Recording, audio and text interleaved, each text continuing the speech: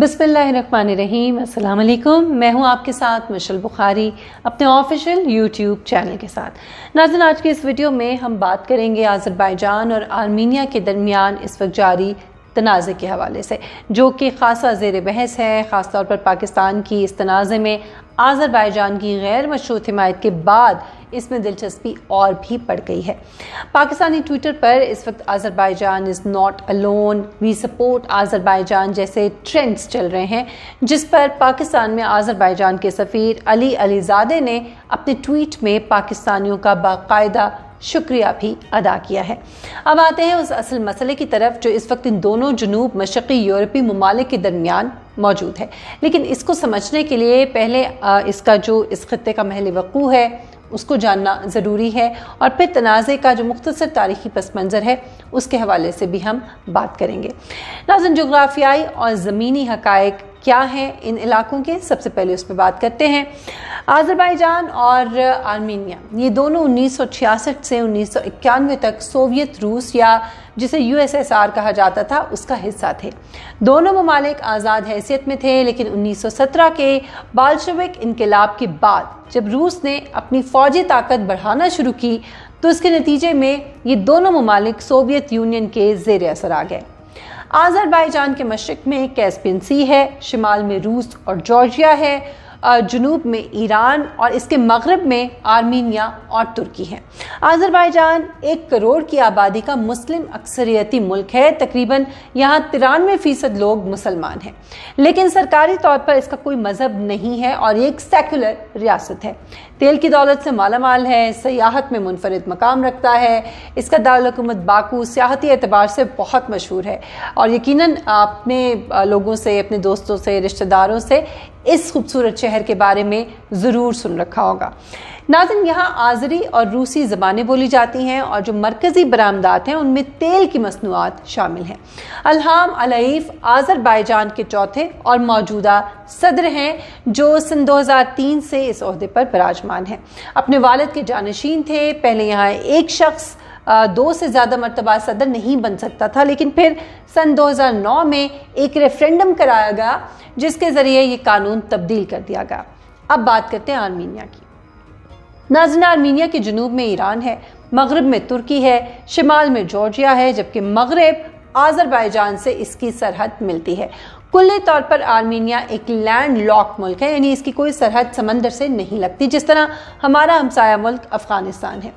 इस मुल्क की तारीख दीगर यूरोपीय ममालिक से भी ज़्यादा पुरानी है। ये कदीम तरीन मसीही तहजीबों में से एक है। आर्मीनिया में 4वीं सदी में ही गिरजाघर कायम होना शुरू हो गए थे। 31 लाख की आबादी वाले इस मुल्क में अक्सरियत मसीही अफराद की है और यहाँ पर आर्मीनियन और रूसी ज़बानें बोली जाती हैं। लेकिन आर्मीनिया के आईन में रियासत और मजहबी इदारों को एक दूसरे से अलग रखा गया है, लेकिन आज़रबाईजान की तरह इसको सेकुलर का जो एक तरह से स्टेटस है वो भी नहीं दिया गया। आर्मीनियन अपोस्टलिक चर्च को शहरियों के लिए सरकारी मजहबी इदारे का दर्जा हासिल है। पहले की सदियों में आज का आर्मीनिया बेंजंटाइन, फारस, मंगोल और तुर्क सल्तनतों में शामिल होता रहा। आर्मीनिया ने सन 1918 में पहली आलमी जंग के दौरान सल्तनत उस्मानिया को शिकस्त दी थी, लेकिन फिर इसे सोवियत यूनियन का हिस्सा बना लिया गया और सन 1991 में ये सोवियत यूनियन टूटने के दौरान आज़ाद मुल्क के तौर पर सामने आया। सन 2018 में आर्मीनिया में पुरअमन इनकलाब और एहतजाजी रहनुमा निकोल पश्नियान के वज़ीर आज़म बनने पर कई अरसे से मौजूद रिपब्लिकन पार्टी इक़्तिदार से बाहर हो गई थी। अब इन दोनों ममालिक के माबैन जंग क्यों हो रही है, ये सबसे इम्पोर्टेंट सवाल है। तनाज़ा है क्या और कितना पुराना है? आर्मीनिया और आज़रबाईजान के दरमियान तनाज़े का महवर है नगोर्नो करहबाख नामी एक इलाका। इस इलाके को आज़रबाईजान का हिस्सा वैसे तो तस्लीम किया जाता है, लेकिन इसका जो इंतज़ाम है वो आर्मीनियाई नस्ल के लोगों के पास है। दोनों मुल्कों के दरमियान इस इलाके को हासिल करने के लिए इससे पहले 80 और 90 की दहाई में भी खूनरेज जंगें हो चुकी हैं। दोनों मुल्क जंगबंदी पर इत्तेफाक कर चुके हैं, लेकिन आज तक किसी अमन मुआहिदे तक नहीं पहुंच पाए और अब नौबत एक बार फिर जंग तक आ पहुंची है। दोनों मुल्क जनूब मशरक़ी यूरोप में है, जो दिफाई लिहाज से एक अहम खित्ता है। इस खित्ते को कुफ़क़ाज़ कहा जाता है। अब यहाँ ये बात भी काबिल ज़िक्र है कि आर्मीनिया ने 90 की दहाई में जब सोवियत यूनियन टूटा तो नागोर्नो करबाख पर फौजी ताकत से कब्जा कर लिया था। यहाँ मुस्लिम आबादी का तनासुब ज़्यादा था और आर्मीनिया जो है वो एक कट्टर ईसाई मुल्क था, तो इसकी फ़ौज ने यहाँ मुस्लिम अक्सरियती आबादी पर अरसा हयात तंग कर दिया। यहाँ की मसाजिद पर पाबंदियाँ आयद कर दी, मुसलमानों को जुल्म सितम का निशाना बनाया गया। यहाँ की मसाजिद में यहाँ तक हुआ कि जानवरों को पाला जाता रहा, लेकिन इबादत की इजाज़त नहीं दी गई। इस हद तक नारवा सलूक किया गया। जब 80 की दहाई के आखिरी बरसों में सोवियत यूनियन अपने खात्मे के करीब पहुँचना शुरू हुआ तो नागोर्नो करबाख की मकामी पार्लियामेंट ने इस इलाके को आर्मीनिया का हिस्सा बनाने के हक में वोट दे दिया, जिसके बाद नस्ली फसादात शुरू हो गए और आर्मीनिया और अज़रबैजान की जानिब से बाकायदा तौर पर मॉस्को से आज़ादी के ऐलान के बाद दोनों मुल्कों के दरमियान भरपूर जंग शुरू हो गई। इस जंग और दोनों तरफ से नस्ली बुनियादों पर तशद्दुद के नतीजे में हज़ारों अफराद हलाक और कम अज़ कम 10 लाख अफराद नकल मकानी करने पर मजबूर हुए।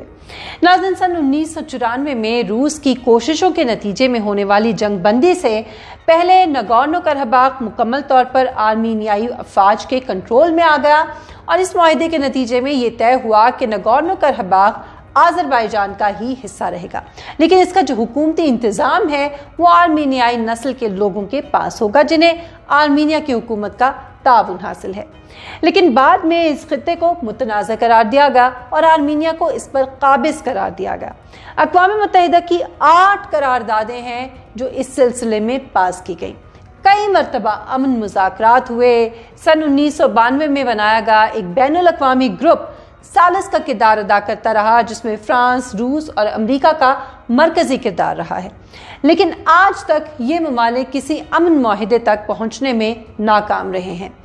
गुज़श्ता 3 दहाइयों के दौरान झड़पों का सिलसिला जारी रहा। सन 2016 में इन झड़पों में तेज़ी आई, जिसके नतीजे में दोनों मुल्कों के दर्जनों फौजी हलाक हुए और अब एक मरतबा फिर जंग छिड़ चुकी है। आर्मीनिया ने पूरे मुल्क में, जबकि अज़रबैजान ने कुछ मखसूस इलाकों में मार्शल लॉ नाफिज किया हुआ है और तसव्वुर किया जा रहा है कि शायद ये जंग इस मरतबा फैसला कुन हो। अब देखते ये हैं कि मौजूदा तनाज़े की सूरत हाल क्या है। इस वक्त तक नाज़रीन 100 से ज़ायद फौजी और सिविलियन अफराद मारे जा चुके हैं। दोनों तरफ से दावे हो रहे हैं, लेकिन अज़रबैजान के दावे को तक़वियत मिल रही है क्योंकि आलमी तौर पर इनकी तस्दीक हो रही है और ख़ुद आर्मीनी मीडिया ने तस्लीम किया है कि 40 आर्मीनियाई फौजी हलाक और 100 से ज़ायद ज़ख्मी हैं। घुमसान की जंग हो रही है और रिपोर्ट्स के मुताबिक अज़रबैजानी अफवाज की पेशकदमी जारी है। फौजी सलाहियत क्या है, ज़रा इसका भी जायज़ा लेते हैं। नाज़रीन, फौजी एतबार से दोनों ममालिक में 19-20 का ही फ़र्क है, लेकिन माजी की निस्बत देखा जाए तो अज़रबैजान की फ़ौज ने अपना पांसा काफ़ी भारी किया है। 90 की दहाई में बड़ी वाजिबी सी कुव्वत रखने वाला अज़रबैजान आज फौजी लिहाज से आर्मीनिया से आगे है। दोनों फ़ौजें दूसरी और तीसरी जनरेशन के रूसी साख्ता असलहे से लैस हैं। अब देखते हैं कि इस सारे तनाज़े में आलमी खिलाड़ियों का क्या किरदार है। कफ़काज़ खित्ता जहाँ पे तनाज़ा रुनमा हो रहा है, इसकी इलाकाई सियासत पहले ही पेचीदा है। तुर्की खुलकर अज़रबैजान की हिमायत में आ चुका है और अब आर्मीनिया ने इल्ज़ाम लगाया है कि इसके Su-25 तैयारे को टर्किश F-16 ने गिराया है। इस इल्ज़ाम को तुर्की ने रद्द कर दिया है, लेकिन फ्रांस तुर्की पर लफ्ज़ी हमले कर रहा है कि इसको तनाज़े में फ़ौजी एतबार से अमलन दूर रहना चाहिए था। तुर्की और अज़रबैजान में देरीना और पुरजोश तारीख़ी और कौमी ताल्लुक़ात हैं। दोनों अक़वाम ख़ुद को 2 मुल्क एक कौम भी कहते हैं। ख़बरें ये भी हैं कि तुर्की के लड़ाका F-16 जंगी तरबियत के लिए अज़रबैजान में मौजूद भी हैं। इसीलिए शुबा ज़ाहिर किया जा रहा है कि तुर्क एयरफोर्स ने आर्मीनी जहाज़ गिराया है। इसी वजह से फ्रांस ताव खा रहा है, लेकिन फ्रांस के ताव खाने की एक और वजह तुर्की और फ्रांस की बहीरा रूम में कुदरती मादनियात पर तुर्की ने जो हक जताया है वो भी है। रूस जो कि इस सारे मामले में अभी खामोश है, दोनों मुल्कों के साथ ताल्लुकात रखता है, अलबत्ता आर्मीनिया के साथ ज़्यादा करीबी ताल्लुकात हैं। रूस के और आर्मीनिया के दरमियान एक मुआहिदा CTSO यानी कलेक्टिव सिक्योरिटी ट्रीटी ऑर्गेनाइजेशन के तहत मौजूद है। अब सवाल यह है कि आखिर पाकिस्तान अज़रबैजान की हिमायत में क्यों है। नाज़रीन, तुर्की के बाद पाकिस्तान दूसरा ऐसा मुल्क था जिसने आज़रबाईजान से सिफाती ताल्लुकात कायम किए। 1995 से पाकिस्तानी सरबराहान ने यहाँ के दौरे किए। सदर लगारी, बेनज़ीर भुट्टो, परवेज़ मुशर्रफ, सदर ममनून हुसैन, दोनों ममालिक में तजारती और स्ट्रेटीजिक ताउन है। फ़ौजी ताउन ख़ास तौर पर बहुत गहरा हुआ वक्त के साथ साथ। कश्मीर के मसले पर हमेशा आज़रबाईजान ने पाकिस्तान के मौक़िफ़ की खुलकर तायीद की है। इसी वजह से पाकिस्तान ने भी खुलकर इस तनाज़े में आज़रबाईजान का साथ दिया है। दूसरा सवाल यह है कि आखिर भारत को आर्मीनिया के साथ हमदर्दियाँ क्यों हैं? भारत का बड़ा अजीब मसला है। नाज़रीन, वो आर्मीनिया की हिमायत कर रहा है और सिर्फ यही नहीं बल्कि भारतीय मीडिया हस्बे आदत ये इल्ज़ाम भी लगा रहा है कि पाकिस्तानी फ़ौजी वहाँ जाकर लड़ रहे हैं। दूसरा, मगरबी मीडिया ने दावा किया है कि शाम में जो अपोजिशन या बागी लड़ रहे हैं इनको तुर्की करहबाग में उतार रहा है और वो भी वहाँ लड़ रहे हैं। इन दोनों दावों की गैर जानिबदार ज़राए से तस्दीक नहीं हुई, लेकिन इस प्रोपेगेंडा का मकसद समझना मुश्किल नहीं है। जहां मुसलमान मुल्क का मसला होता है तो इसको पाकिस्तान अपना समझता है, लेकिन साथ ही साथ भारत और मगरबी जो ममालिक हैं वो इसे दहशतगर्दी से जोड़ने की भोंडी कोशिश ज़रूर करते हैं। इस सिलसिले में कुछ मज़ीद वीडियोज़ के साथ आपसे मुलाकात होगी आने वाले दिनों में। अगर आपने अपनी राय का इजहार करना हो तो कमेंट सेक्शन में कमेंट के ज़रिए ज़रूर अपनी राय का इजहार कीजिए। अगर आपने अभी तक मेरे चैनल को सब्सक्राइब नहीं किया तो मेरे चैनल को सब्सक्राइब करें, बेल आइकॉन को प्रेस करें। अगर आपको मेरी वीडियो पसंद आए तो इसे लाइक करें, शेयर करें। अपना बहुत ख्याल रखिएगा। इंशाल्लाह नेक्स्ट वीडियो में आपसे मुलाकात होगी। अल्लाह हाफ़िज़।